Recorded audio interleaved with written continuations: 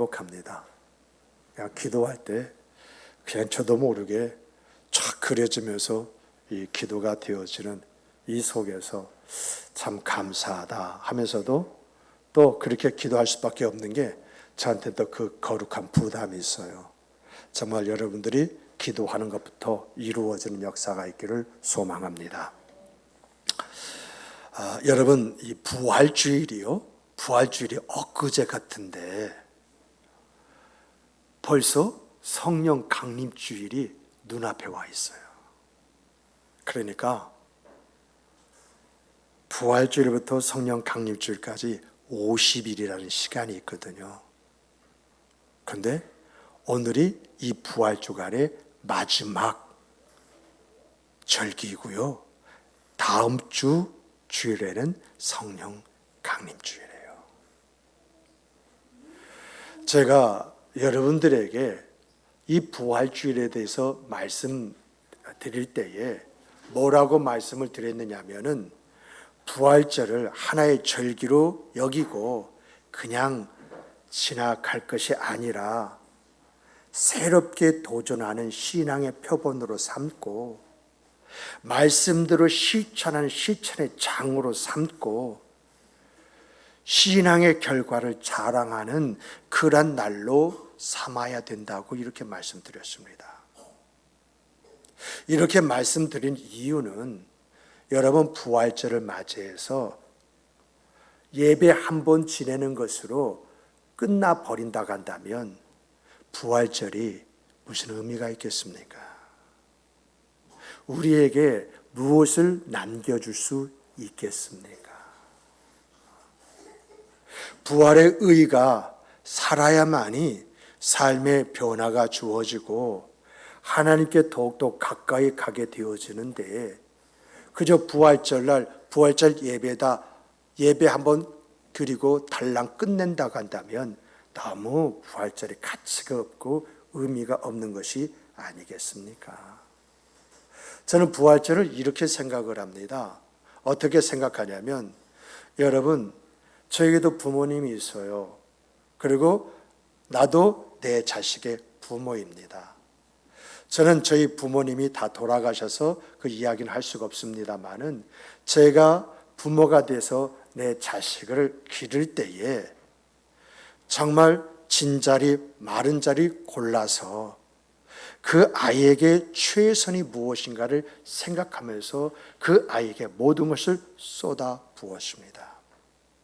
때로는 허리를 동이고 그 아이가 배워야 할 그러한 일들이 있으면 최선을 다하여 그 아이를 도와서 공부할 수 있도록 만들어 주었습니다.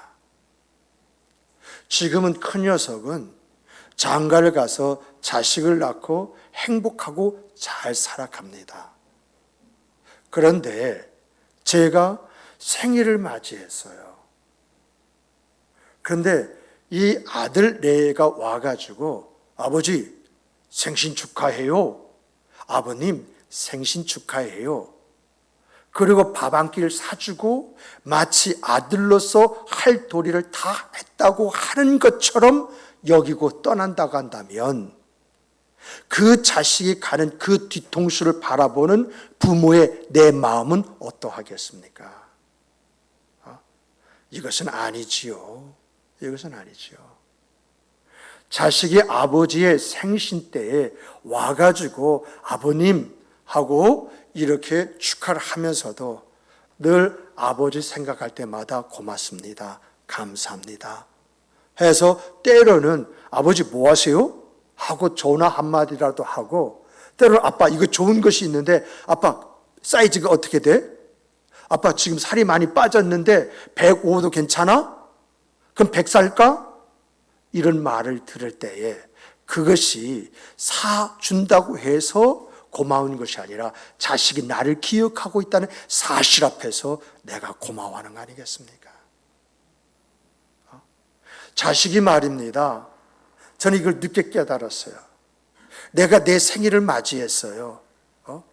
내가 귀 빠진 날이니까 집사람이 케이크를 사가지고 여보 생일 축하해 하고 그 케이크를 잘라서 먹고 말았습니다. 그런데 어느 날 어떤 설교에서 이런 이야기를 들었어요.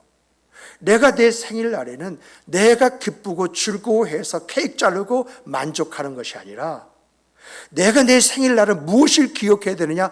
나를 낳아주신 내 부모를 생각해야 된다는 거죠. 그래서 생일을 맞이했기 때문에 내 생일 축하하는 것이 아니라 나를 낳아주신 내 부모를 생각하고 그분에게 달려가서 선물 하나 드리면서 고맙습니다. 감사합니다. 저렇게 낳아주셔서 제가 참 못되게 굴었습니다 불구하고 훌륭하게 길러주셔서 고맙습니다. 그리고 아버지 어머니를 모시고 식당에 가서 뭐 드시겠습니까?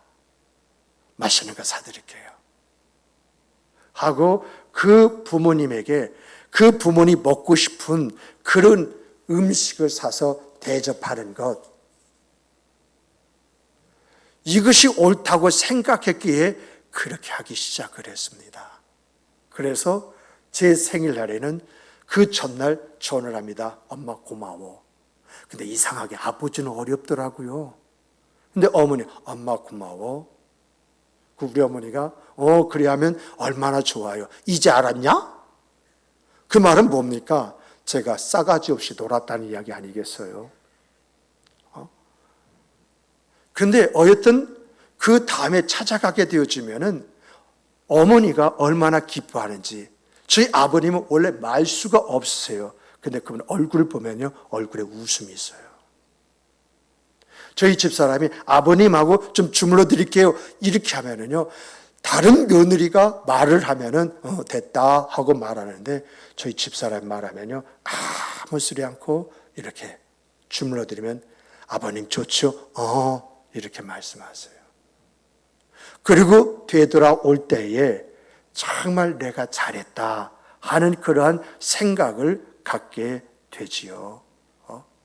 그러므로 우리의 생일은 내가 축하받는 그러한 날이 아니라 부모에게 감사하는 그러한 날이다라고 하는 것을 우리가 가져야 되는 거 아니겠습니까?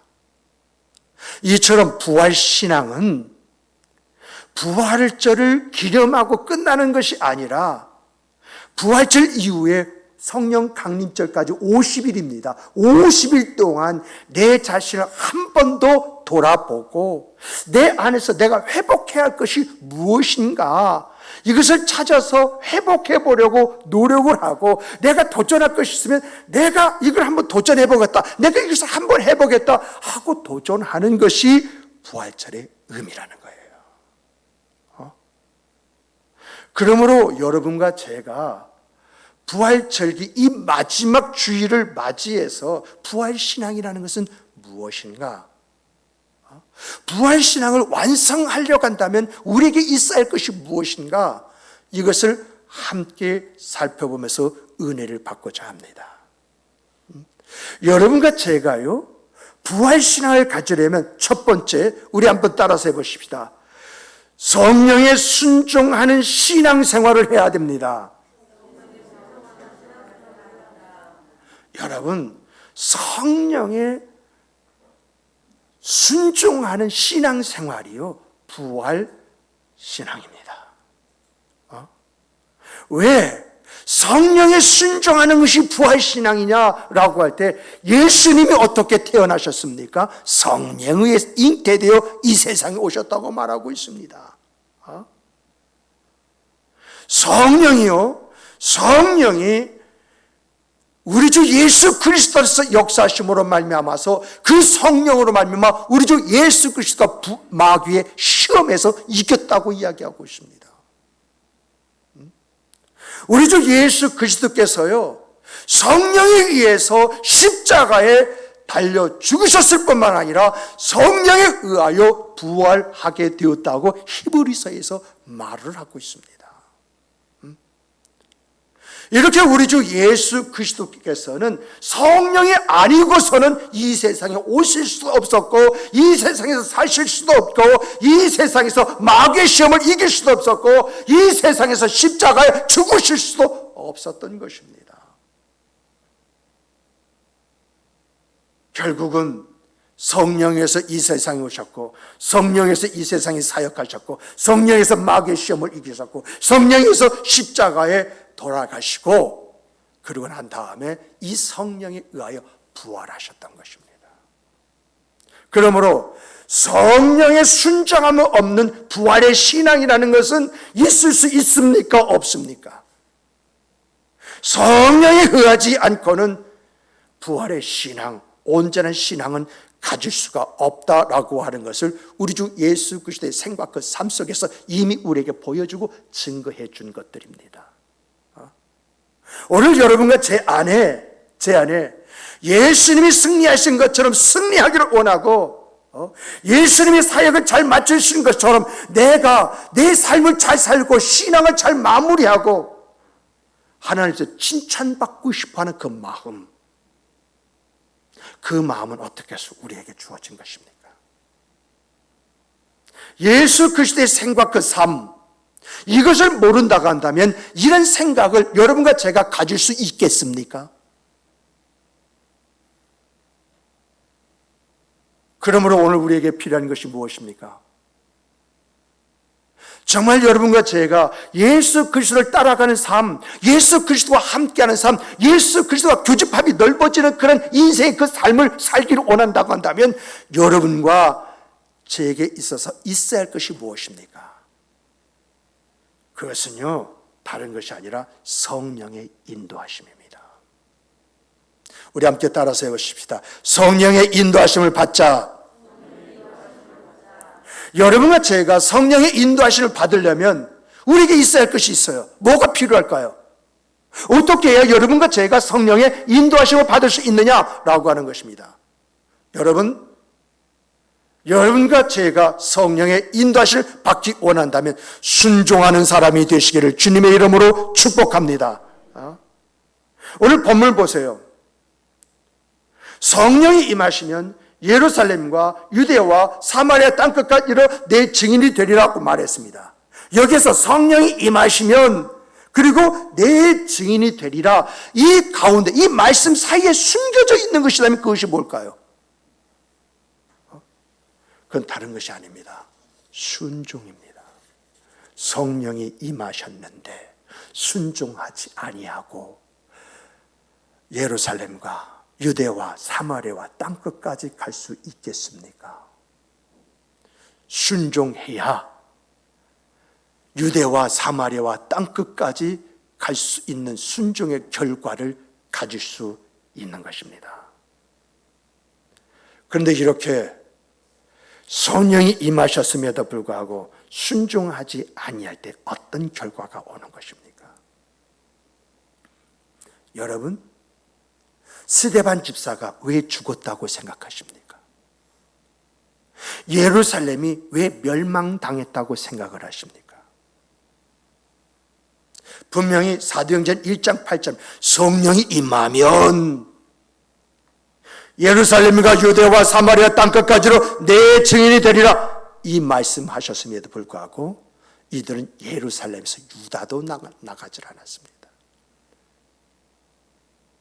그래서 스데반 집사가 순교를 당하자 그 핍박과 그 박해 속에서 벗어나 신앙의 자유를 갖고자 사람들이 어디로 갑니까? 성도들이 어디로 가죠?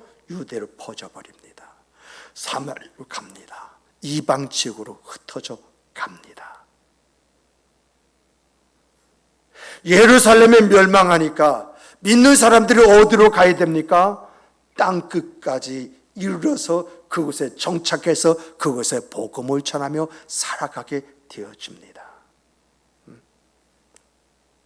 정말 성령이 임하셨음에도 불구하고 성령 앞에 순종을 해야 되는 그 과제가 눈앞에 있음에도 불구하고 순종을 하지 아니했을 때 나타난 결과는 참혹하고 힘들고 어려운 것이었습니다마는 하나님은 그 방법을 통해서도 그 말씀을 이루어가는 것을 우리가 보게 되어집니다.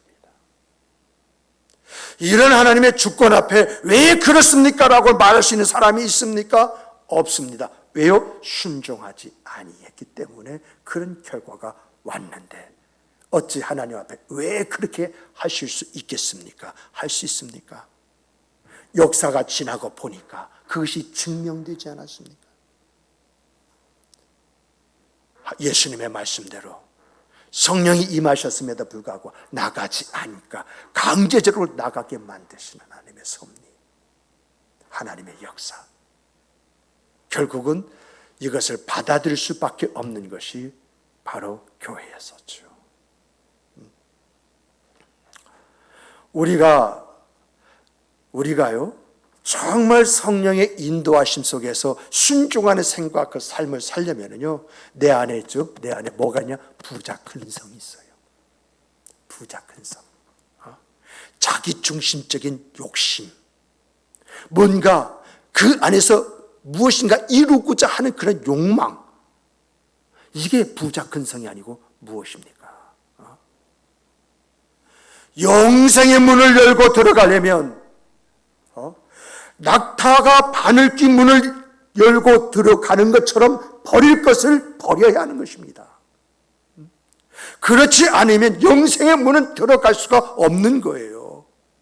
여러분과 제가 예수를 믿는 데 있어서, 신앙생활하고 교회에 나와서 예배 드리는 데 있어서 예배와 내가 산 제물이 되겠다라고 하는 그런 목적 외에 다른 목적이 있다고 한다면요, 여러분, 그 다른 목적이 그것이 문제가 되어지는 거예요.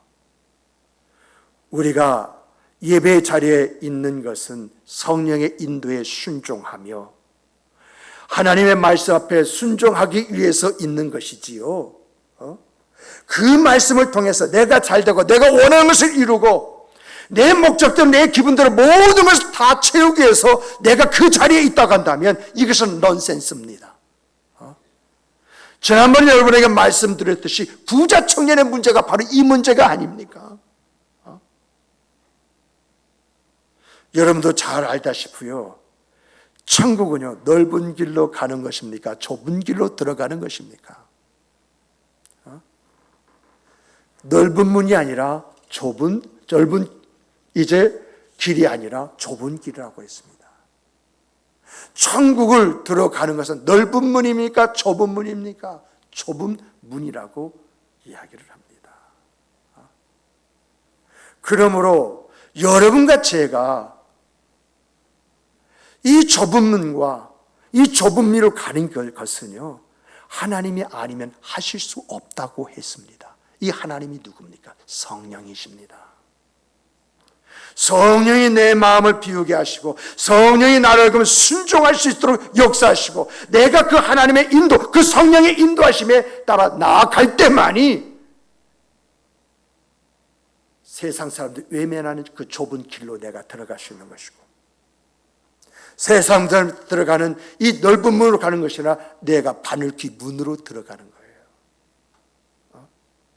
그래서 성령이 아니고서는 이 일들을 이룰 수 없기 때문에 그 부자 청년의 비유에서 말씀하시기를 사람으로는 할 수 없지만 하나님으로는 하실 수 있느니라, 이렇게 예수님이 선포하신 것입니다.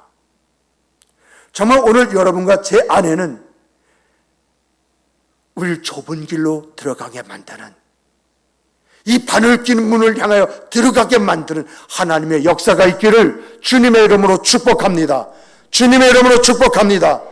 내가 할 수 있는 것이 아니라 하나님의 성령께서 내 안에서 역사하실 때 내가 할 수 있는 것이기에 하나님은 하실 수 있느니라, 이렇게 주님은 선포하신 것입니다. 두 번째는 성령으로 충만할 때에 부활 신앙으로 살 수 있습니다.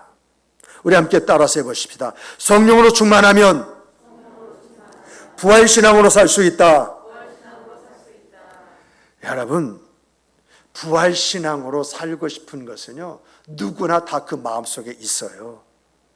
그런데 이런 마음을 가지고 있으면서도 그렇게 살지 못하는 이유가 뭔가요? 그것은요 다른 것이 아니라 성령 충만하지 못하기 때문에 그래요. 여러분 생각해 보세요. 여러분 속에 성령이 충만하다고 한다면 앞뒤 재보고 하나님 일 하겠습니까? 아니면 그냥 덤벼들겠습니까? 성령으로 충만하면요, 뒤돌아보지도 않고 앞을 보고 달려가 버립니다. 여러분, 우리 주부 한번 생각해 보세요. 밥 짓는데요, 밥을 지금 하고 있는데 옆에 국을 끓이고 있어요. 그런데 이 국에서 빡 하고 끓더니 넘치려고 해요. 그럼 어떻게 하죠? 어떻게 하죠? 생각한 다음에 냄비 뚜껑을 엽니까? 그렇지 않으면 생각할 것도 없이 냄비 뚜껑을 엽니까? 이렇게 생각 없이 냄비 뚜껑을 딱 여는 것은요, 그렇게 하면 되는 줄 알고 있기 때문에 그런 거 아니겠습니까? 냄비 뚜껑을 열고요, 그 다음에 불을 줄이는 것이지, 불을 줄이고 냄비 뚜껑을 여는 것은 아니잖아요. 그냥 자동적으로 냄비 탁 열고 불 탁, 3단이면 2단으로, 2단이면 2단으로 줄이는 거 아니겠습니까? 그런데 어떻게 해야지? 끓는 것을 보면서도 뚜껑부터 열어야 되나? 불부터 줄여야 되나? 이렇게 갈등하다 보면은요, 갈등하는 만큼 국이 다 넘쳐버리게 돼 있어요. 갈등한다는 것은요, 내가 어떻게 할지 확신이 없다라고 하는 것이거든요. 우리가 누구나 하나님께 충성하고 싶고, 누구나 성령의 인도하심에 순종하고 싶은데 그렇게 하지 못하는 이유가, 어떻게 해야지? 어떻게 해야지? 이런 갈등을 갖게 되어지는 것은요, 하나님을 사랑하는 사랑과 나를 사랑하는 사랑이 부딪혀요. 하나님의 뜻대로 하는 마음이 있는 반면에 내 생각대로 하고 싶은 마음도 있어요. 이게 부딪혀요. 그러다 보니까 어떻게 하지? 어떻게 하지? 그러다 보니까 때를 놓쳐버리는 거예요. 하나님의 역사의 때, 이것을 놓쳐버리는 거예요. 우리에게 그런 생과 삶의 경험이 많지 않습니까? 기회오면 그걸 잡아라 라고 하는 말이 있듯이, 이러한 하나님의 역사가 있을 때에 이것을 잡아야 되는데 내 안에 갈등이 있다 보니까 하나님의 역사가 지나가 버리는 거죠. 그래서 하나님의 역사를 붙잡은 사람과 붙잡지 못한 사람의 생각, 그 삶의 차이라는 것이 명확하게 나누어지는 거 아니겠습니까? 사도 바울도요, 이런 갈등이 있었어요. 이런 갈등. 정말 하나님을 사랑하는 사랑해야 되는데 나는 그러면 어떻게 하지? 하나님의 뜻을 따르긴 따라야 되는데 이렇게 하고 싶은데. 그래서 사도 바울이 뭐라고 고백합니까? 오라, 나는 공고한 사람이로다. 이 사망의 법에서 끊을 자가 누구냐 하고 탄식하잖아요.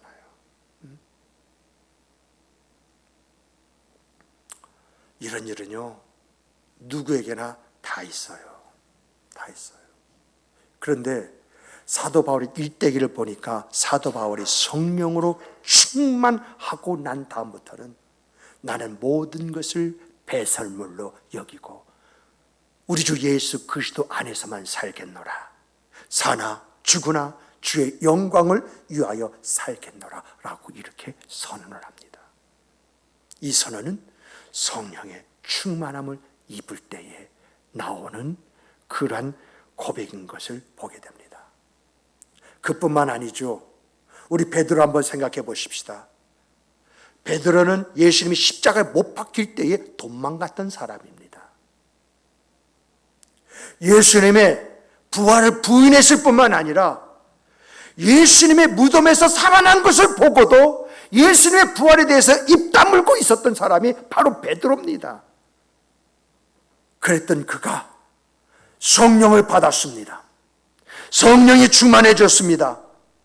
그래서 예루살렘에서 복음을 전하는데, 예루살렘 복음을 전한다고 하는 그것 때문에 산헤드린 공에 잡혀가서 따구를 맞고 매를 맞고 옥에 갇힙니다. 그런 가운데에 두 번 다시 복음을 전하면 죽을 줄 알아는 협박의 소리를 듣고 그가 뭐라고 말합니까? 내가 사람을 기쁘게 하랴 하나님을 기쁘게 하랴, 이렇게 말하면서 나가자마자 복음을 전파하지 않습니까? 이런 용기가 어디서 나오는 것입니까? 이런 용기는요, 인간 안에 있는 열량한 그런 용기에서 나오는 것이 아니라, 툭 하고 나오는 내 말이 아니라, 그 속에는 성령께서 이 충만함 속에서 그를 몰아넣음을 통해서 나오는 말인 줄 믿으시기 바랍니다. 정말 이 성령의 충만함을 통해서 내가 사람을 기쁘게 하랴, 하나님을 기쁘게 하랴, 이 말이 나오는 여러분과 제가 되기를 주님의 이름으로 축복합니다. 정말 성령이 충만하면요, 내가 살고 있는 주변 있죠, 우리 이 교회가 있는 이 주변 있죠, 이 대전시가 어떻게 될 것 같습니까? 우리의 그 부활의 신앙이 이 성령이 충만하면서 사람들에게 전해지고 보여지고 나타날 때에 구원받는 역사들이 일어나지 않겠습니까? 이런 하나님의 역사를 위해서라도 성령의 충만을 받는 여러분과 제가 되기를 주님의 이름으로 축복합니다. 축복합니다. 축복합니다. 세 번째로 보면요, 성령이 역사하실 때에 부활의 간증자가 될 수 있습니다. 함께 따라서 해보십시다. 성령이 역사하시면 부활의 간증자가 될 수 있습니다. 여러분, 성령의 역사, 그 성령의 역사가 나타난다고 하는 것은요, 무슨 말이냐? 성령께 붙잡혀 있다는 거예요. 성령에게 예속되어 있다는 거예요. 이렇게 성령에게 내가 붙들려 있고 예속되어 있으면 뭘 볼까요? 뭘 볼까요? 장래일을 보게 된다고 말하고 있습니다. 그런데 내가 성령에게 붙잡히고 예속되어서 내가 본 것을 이야기를 했는데, 이것이 시간이 지나다 보니까 뭐죠? 이것이 하나님 앞에서 갖게 된 나의 예제 능력인 것을 보게 됩니다. 참 신기해요. 말한 대로 그것이 그대로 되어진다? 이걸 뭘로 설명할 수 있겠습니까? 이러한 장래의 일을 이루다 보니까 저분은 무언가 보는 게 있어. 이게 예제 능력이잖아요. 자, 그렇다면 우리가 오늘 이 시대에서 봐야 할 것이 무엇입니까? 여러분과 제가 성령께 붙들리고 예속되어져 있는 가운데에 이 시대에서 우리가 봐야 할 것이 무엇입니까? 여러분, 성령의 인치심을 받았잖아요. 그리고 여러분이 성령을 붙잡기 위해서 애를 쓰고 수고하고 노력을 하잖아요. 무언가 성령 안에서 예속되기 위해서 오늘도 기도하고 수고하고 노력하는 거 아니겠습니까? 그러면 우리 안에 장래일이 보여야 되는데 뭘 봐야 되는 것입니까? 여러분, 여러 가지 이야기할 수 있습니다만 저는 한국교회의 실정을 볼 줄 알아야 된다, 이렇게 생각을 합니다. 앞으로 한국교회가요 10년, 20년 후면은 어떻게 될까요? 1200만에서 800만, 800만에서 500만, 500만에서 300만, 이런 이야기들을 많이 하더라고요.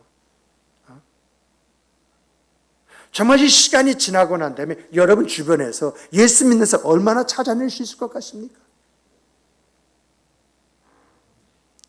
저는요, 이것을 보자, 이걸 말하는 것이 아니에요.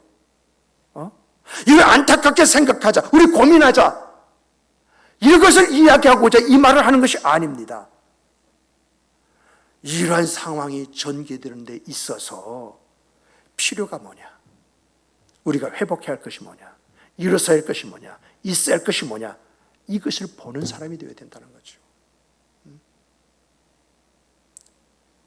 이러한 것이 우리의 가슴에 담겨져 있을 때에 우리는 하나님 안에서 거룩한 사명을 가진 사명자가 되어지고요. 이런 사명자에게는 하나님이 역사하심으로 말미암아 역사의 결과가 뭐죠? 간증이 되어지는 것입니다.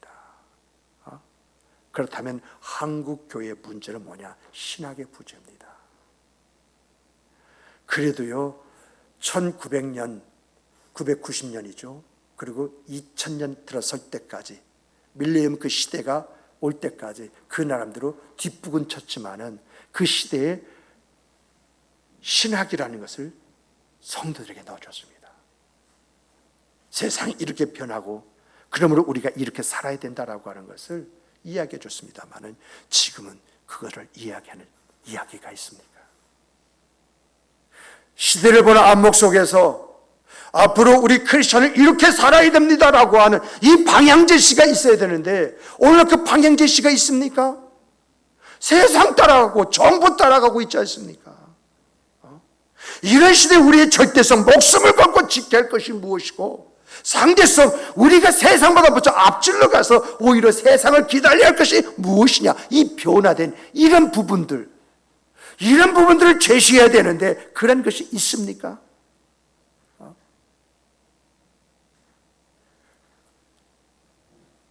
오늘 여러분과 제가요, 이런 시대를 보면서 우리에게 있어야 할 것이 무엇인가, 그것을 가슴에 품고 내가 기도하면서, 내가 준비하면서, 내가 그 일을 위해서 나가기 위해서는요, 여러분, 우리에게 있어서 우리 안에 숨겨놓은 것들이 있어요.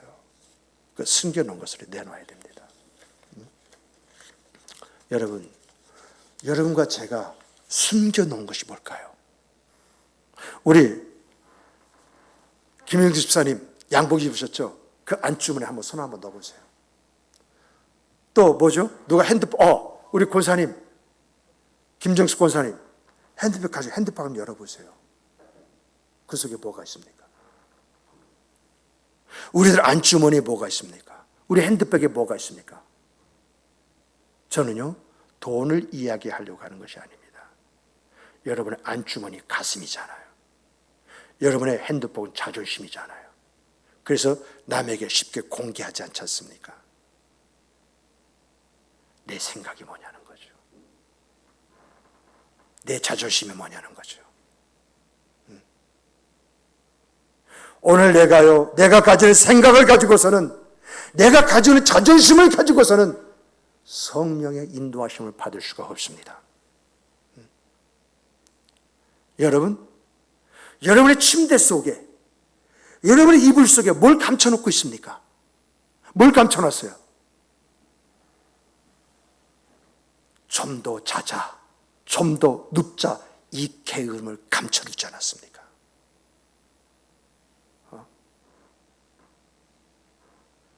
이 게으름 때문에 내가 성령 충만해져야 되는데 성령 충만한 그런 생각, 그 삶을 살지 못하지 않습니까? 성령 충만을 받는 그 자리에서 내가 말씀을 가지고 씨름을 해야 되고 내가 기도로서 씨름을 해야 되는데 좀 더 자자, 좀 더 눕자 하는 것 때문에 하나님 앞에 나가지 못하고 있는 거 아니겠습니까? 여러분 집에 가면 리모컨 있어요. 여러분, 이 리모컨 속에 여러분이 숨겨둔 것이 뭔가요? 리모컨 속에 여러분이 숨겨둔 것이 뭐냐는 겁니다. 바로 여러분의 시간 아닙니까? 시간.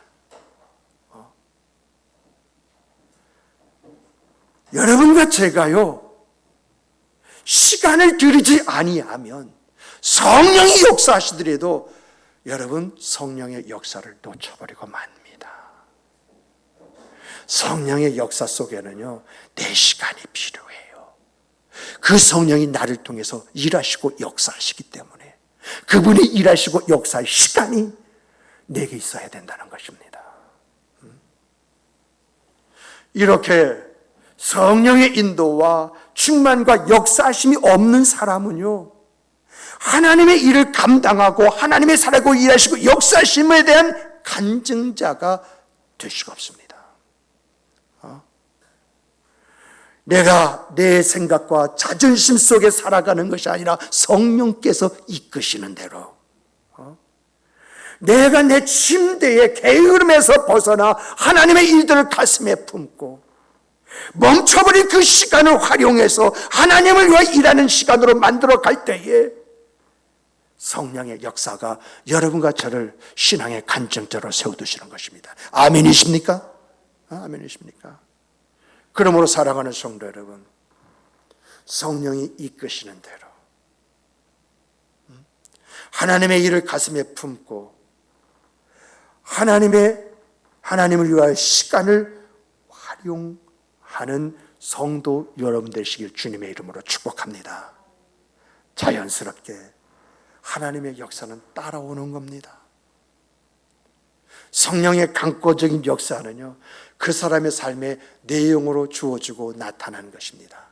그래서 간증자가 되고 싶어서 간증자가 되어지는 것이 아니라 성령의 역사의 결과가 있기 때문에 내가 간증하는 간증자로 하나님 앞에 세워지는 것입니다.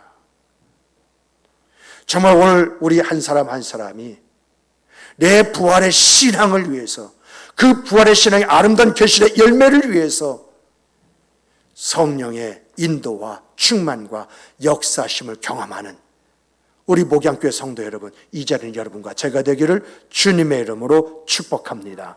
축복합니다. 축복합니다. 우리 함께 기도하시겠습니다.